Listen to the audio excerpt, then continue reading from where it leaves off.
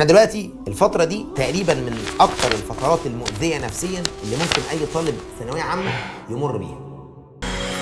أوتيت سؤلك يا فتى ولتحتفل بعد العانى، اليوم صرت كما تشاء وختمت سعيك بالعلا، اكتب بدمعك فرحة ها قد وصلت إلى هنا.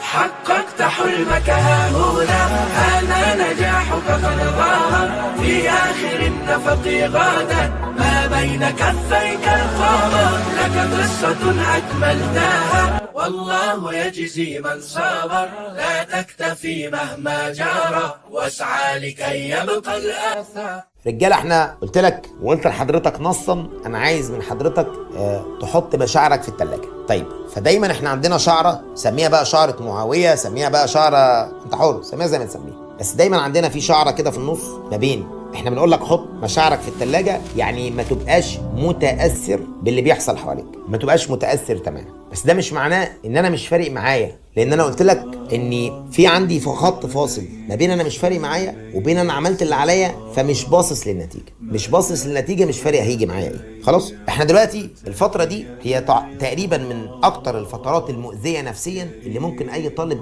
ثانويه عامه يمر بيها.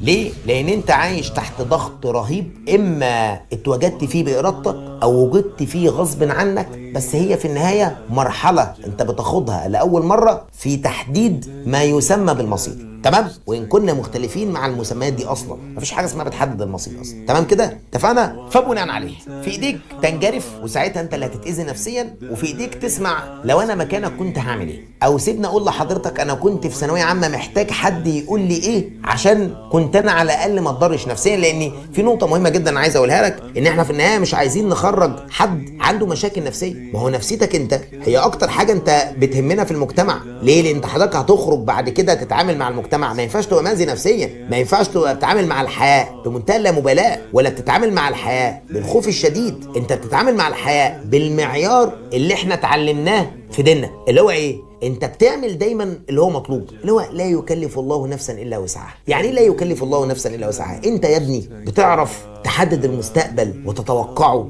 وتحط كده توقعاتك والنتائج بتاعتك وتوصل له؟ لا، دي مش من امكانيات البشر. فعشان كده احنا مطلوب مننا في الفتره دي ابقى انا بتسم بالهدوء الداخلي والسلام النفسي، وكل ما تتوتر اكتر كل ما انت بتضيع فرصه على نفسك اكتر ان انت تحصيلك، انت كده كده هتبذل مجهود، بس تحصيلك اللي انت بتحصله للاسف عمال يتقلص. يعني انت دلوقتي عمال قاعد متوتر ومتوتر ومضطرب وخايف وانت بتذاكر، ده انا بكلمك في انت بتذاكر وبتعمل اللي عليك. هتلاقي في النهايه حجم الاستفاده بتاع حضرتك لو انت بتذاكر 6 حجم الاستفاده داخله في 3-2. طب ليه؟ لان حضرتك بتذاكر شويه وعمال تحسبها شويتين، وعمال تحسبها وتحضر لها وتحط بدايل وتجيب دي وتحط دي، طب اروح هنا، طب ماذا لو، طب اقول لهم ايه، طب اعمل ايه، طب تمام، عمال تحسب لها بدايل. فكل ده قلت لك مش بتاعتك، خايف على مشاعر اهلك فوق دماغنا. بس في النهايه يا صديقي صدقني والله محدش مهتم، مش قصدي ان انت محدش مهتم بيك، انا قصدي في النهايه ان كل واحد الحياه هو بيعيشها بنفسه. فانت تقبل الوضع اللي انت فيه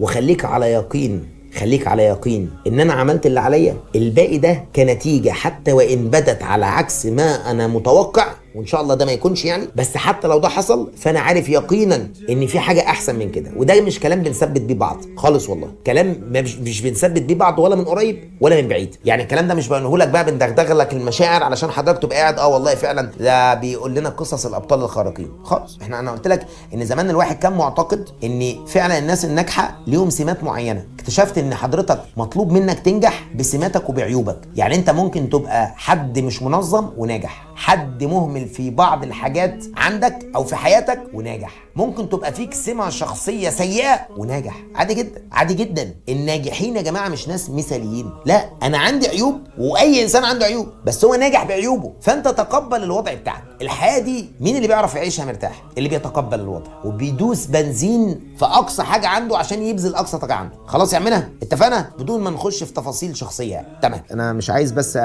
اخش في حاجات تفاصيل ممكن توجعك واقول لك بص يا عمنا الحياة انت عمال تخطط لبكره والمستقبل، وعمالين نقول طب بص، طب كده الامتحان ماذا لو، والدنيا ما ظبطتش، طب افرض الدرجه، طب اهلي هيقولوا عليا ايه، والانسان عمال يمني نفسه بالحياه اذ به يكتشف ان الحياه بتخلص. حاجه غريبه والله العظيم، حاجه غريبه ومخيفه.